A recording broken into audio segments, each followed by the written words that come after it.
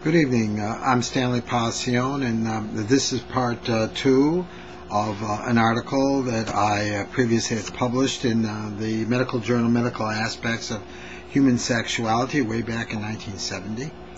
I'd like to continue on with where I had stopped, and I had stopped basically on a joke that Suetonius had told that the world would have been a far happier place if Nero's dad had married the kind of woman that Nero had taken company with, and that is, he took company with a boy by the name of Sporus, who he had turned into a girl by castration. This dark humor, is part of just Suetonius's M.O. Suetonius employs a dark, sinister humor, but the reader cannot hold back a smirk. The symbolic meaning of Nero's rape of the Vestal Virgin Rubria, it'll be remembered that he raped a Vestal Virgin for his own pleasure, was not lost to Suetonius's original readers, even those of the early 2nd century of the Common Era. The 6 Vestal Virgins were young women of noble families who dedicated themselves to guarding the sacred hearth in the temple of Jupiter. These women submitted themselves to regular vaginal examination. If it were determined that a maid had allowed herself to be violated, even as if in the case of Rubria, if the act had been forced upon her, raped, she was bound and hurled alive from the Tarpeian rock to the Forum some 400 feet below. The sacred hearth represented, among other things, traditional Roman morality, which was very different from the moral standard developing during Nero's day. In sexual terms, it meant chastity for unmarried women, fidelity in wedlock, and the sanctity of the family, a series of strong imperatives that held death better than dishonor. Nero's rape of the Vestal Virgin, besides the fact that it sentenced her to die, symbolized an assault against the entire moral order.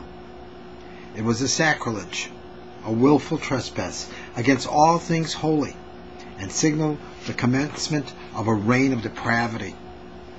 Roman social depravity is what I call the next part of the article. Suetonius's anecdotal account of Nero's perversions is more than a simple indictment of a single personality. Interpreted broadly, it represents an attack against the whole of Roman society, especially the upper classes. Nero, father of the country and head of state, was symptomatic of a disease that had invaded the entire social body. In his perversity, Nero found many eager accomplices.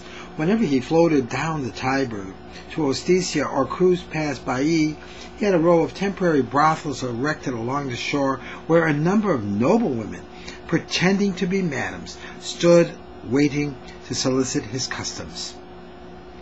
Suetonius's implication is unmistakable. Society had become a bordello.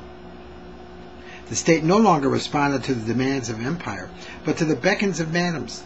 Lust was turning all social values topsy-turvy. Passion, Suetonius argues, not reason and might, governed the Roman imperium. Indulgence in sexuality had subordinated the vast resources of the dominion to orgy.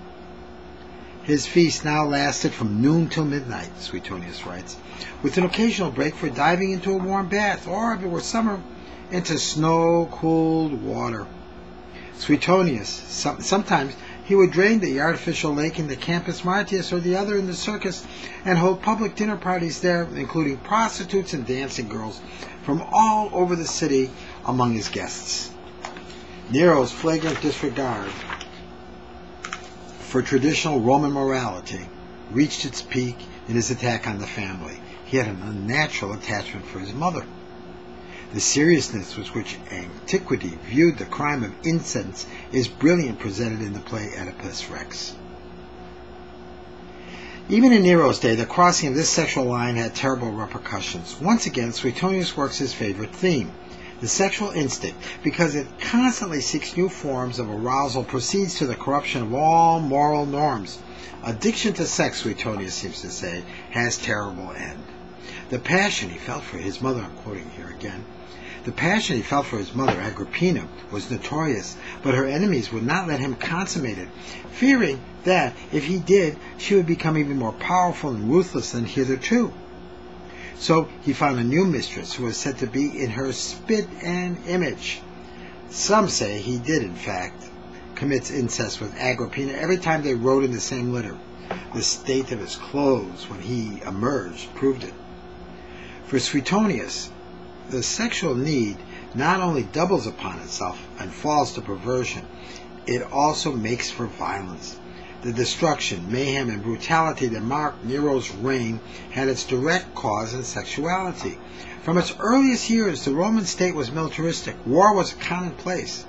Mildness and meekness were never considered virtues. But Roman martial brutality usually had one specific end: subjugation of territories in order to increase revenues for the state treasury. Nero, however, practiced brutality for a different reason. In his eager pursuit of new erotic forms, sadism became his partner. His personal atrocity against others were extensions of his lust. Sex addiction, Suetonius seems to say, has a very sorry, sad end. Matricide, that's the next chapter here, section.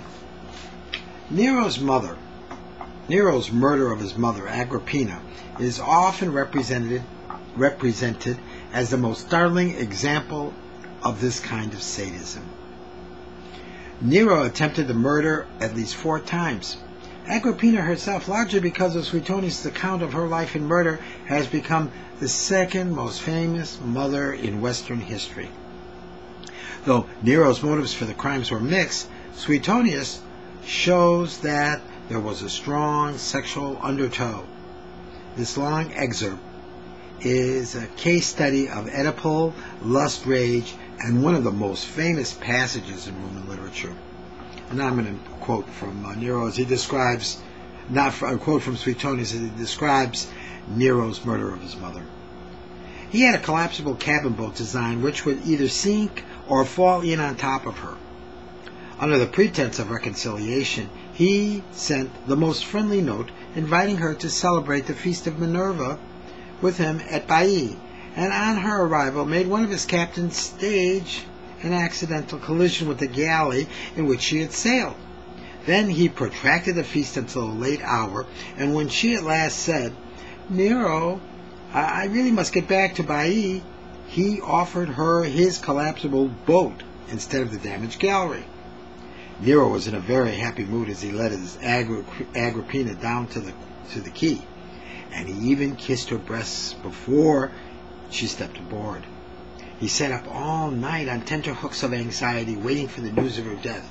At dawn, Lucius Agrimus, her freedman, entered joyfully to report that although the ship had foundered, his mother had swum to safety, and he had need have no fears on her account. Here we have another great example. This is parenthetical. Here we have another great example of Suetonius' use of a very dark but pointed sense of humor.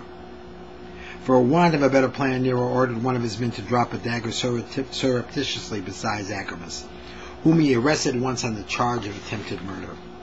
After he arranged for Agrippina to be killed and made it seem as if she had sent Agrippina to assassinate him, but committed suicide on hearing that the plot had miscarried.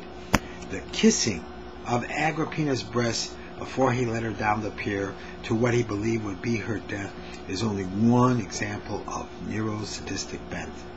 Suetonius supplies us more gruesome details, one which bears necrophilia's stamp.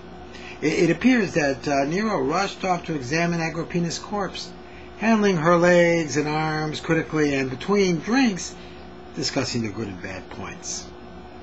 I'll continue on with part 3 shortly. Thank you very much.